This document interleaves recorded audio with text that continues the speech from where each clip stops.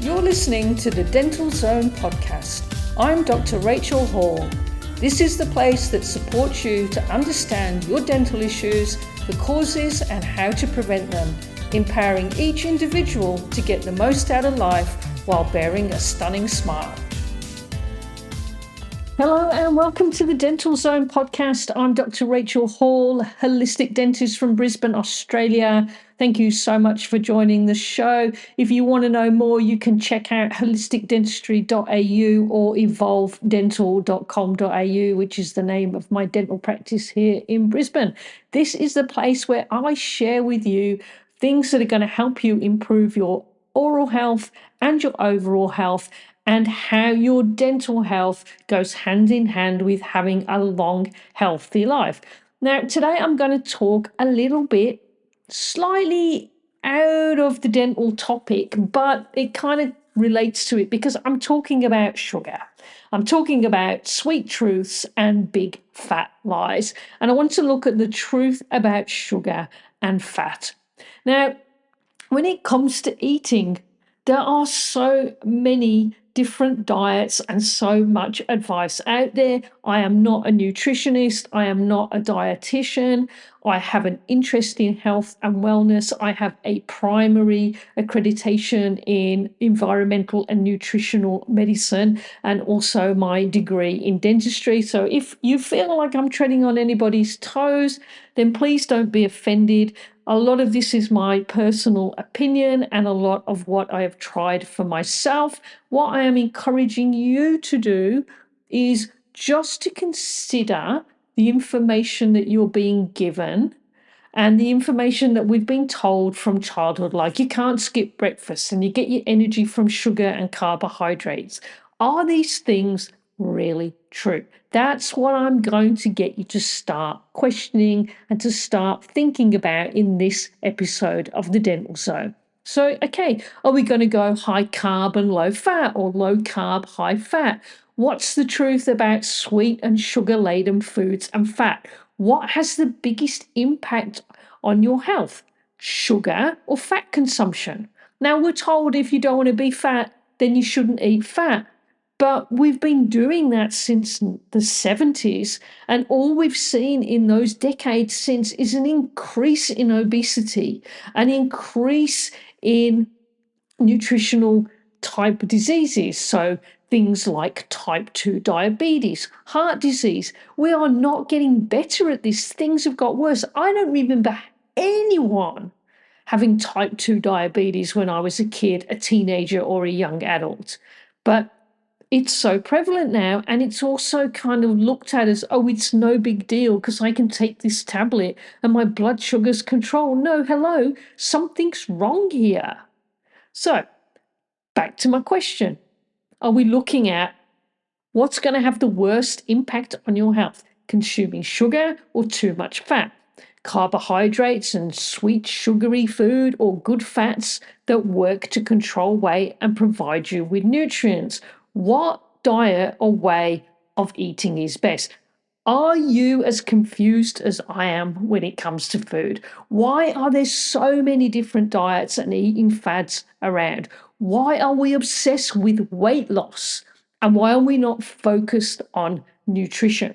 Because if we had good nutrition in the first place, we wouldn't overeat as much as we do. We wouldn't gain weight the way that we do. And it's not just about exercise. You cannot exercise your way out of a bad diet. You can be what I call skinny fat, where you are the right weight according to the body mass index, but yet you are carrying too much body fat to muscle mass, and you can be nutritionally very deplete and very deficient. So your weight on the scales and how your pants fit is not an accurate guide for, is your body healthy? Are there health messages that are out there actually working? Or have we got an eating epidemic on our hands? Despite the low-fat diet and the heart-healthy food messages, obesity, diabetes, heart disease, and cancers are rising, as is the prevalence of tooth decay and dental disease.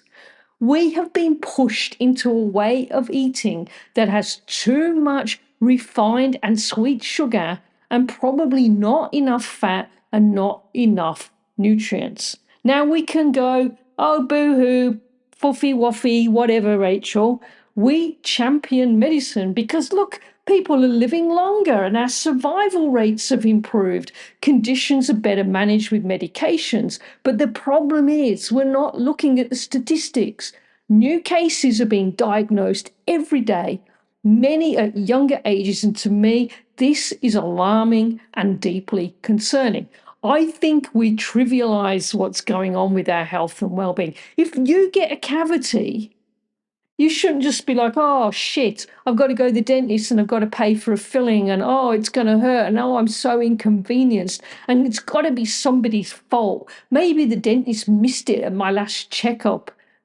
No, you're the one putting sugar in your body.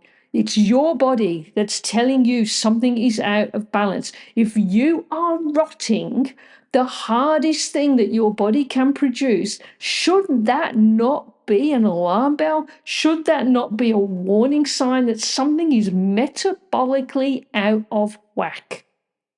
Yes, is my answer. Every time somebody gets a cavity, that should be a moment to address what's going on with our diet and lifestyle, not just our oral hygiene, not just, oh, I better brush a little bit better. And then after 4 or 5 weeks, the memory of having the filling is forgotten and you just go back to your old habits. But what we've been pushed into is food and weight control, exercise, diet. And then people just get fat, they find it too hard, and they give up because they're actually having to starve themselves under what they've been told to lose weight. When you starve your body, it starts to store fat. Your metabolism slows down and you do more damage. And as I've said earlier, I have a philosophy, and it's not just mine, that simply states no amount of exercise or taking supplements can make up for inadequate diet and poor lifestyle choices. The problems are arising because we don't understand what makes up a good diet and how to live for the best of health. We have been sold a lie by the sugar industry that fat was the enemy. Sugar is in so many processed foods. The amount of sugar that we are consuming daily outweighs what we are supposed to have annually in many cases. So, if you do an internet search on diet, you will find numerous sites advertising how to lose weight and to be healthy. You will find medications and drugs and surgery to help you lose weight. But if you go on the diet sites, they're going to tell you you got to eat less and exercise more. But eat less what? What should we be eating less of? Less food, full stop? Less calories? Or should we be looking at the type of calories that we are ingesting? Because 1,000 calories of sugar has a very different impact to 1,000 calories of fat or protein on my body. And this is where it gets controversial.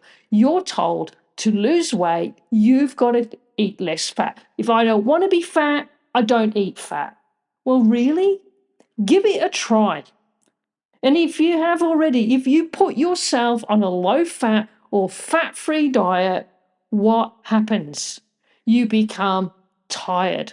You become irritable, moody, depressed, constantly hungry, obsessed by food, swinging between sugar highs and sugar lows, and you may lose weight. In the short term, you're going to lose weight because you're putting less calories in your body and you're creating a deficit. But your life becomes hell. It is a torture. You can't function properly and you are no freaking fun to be around. And is that really how you want to live? Like you're being punished every day because You might be slimmer, you might be fitter, but you're going to be miserable and not necessarily healthy or well nourished. So this is why it doesn't work, because you lose the weight. Then you can't sustain eating the way you were eating. You can't sustain living that way. So you just go back to all the foods that you had before, all the things that you had to miss out on, and then you get fat again. And not only do you get fat and gain weight again, you gain more weight and your metabolism is FUCK'd. Your metabolism has no idea what's going on. It slows down, and then you are going to find it more difficult to lose weight or keep weight off. So when you remove fat from your diet, what naturally happens is you're going to consume more carbohydrate and sugar.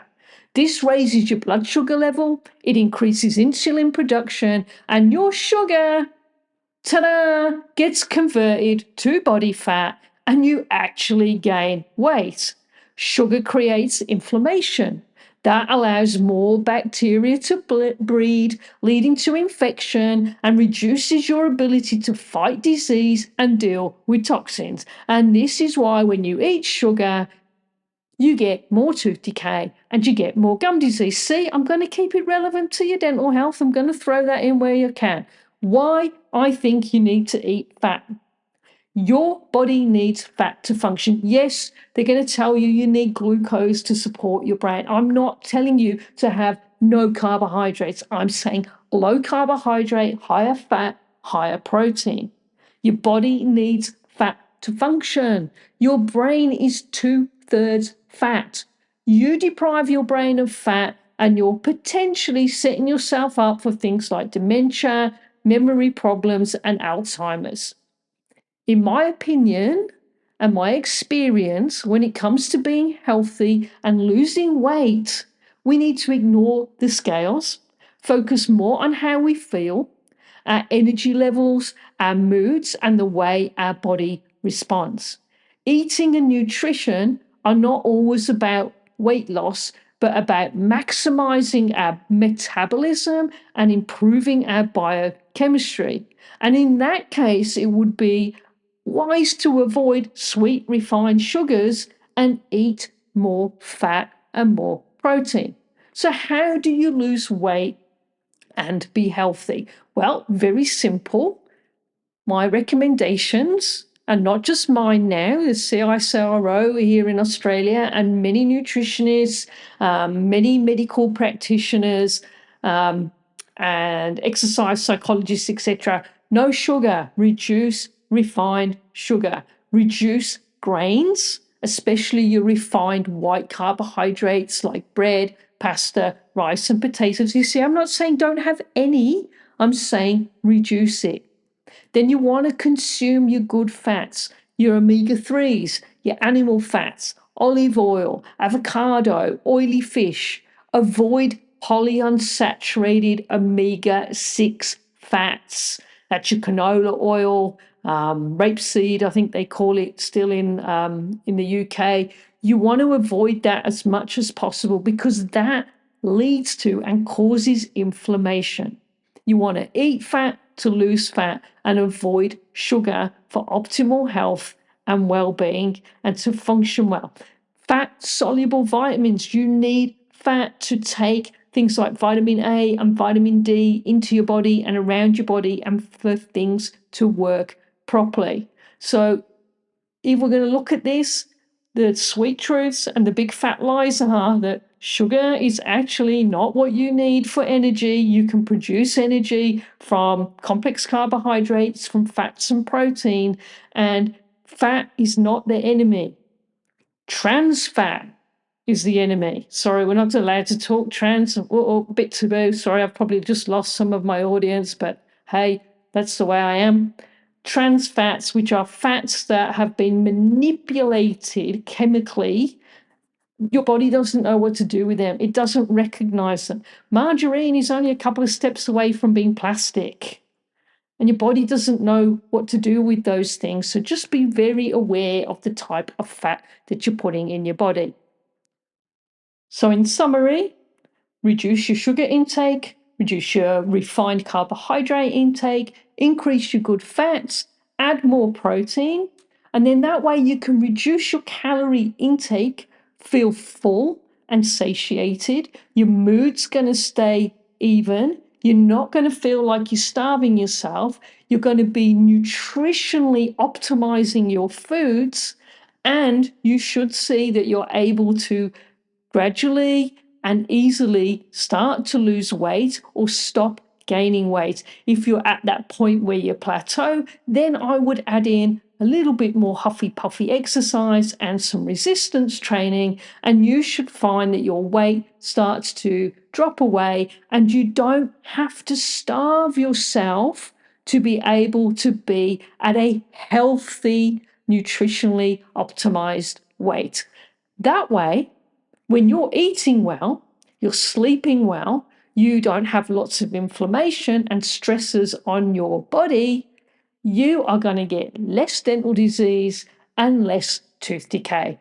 Thank you so much for joining me. This is the Dental Zone podcast. I'm Dr. Rachel Hall, holistic dentist from Brisbane, Australia. To book in at our clinic, 0737201811. For more info, evolvedental.com.au or holisticdentistry.au. Until next time, everybody, stay in the zone. You've been listening to the Dental Zone podcast with Dr. Rachel Hall. For health, lifestyle, fitness, and a great smile, get in the zone.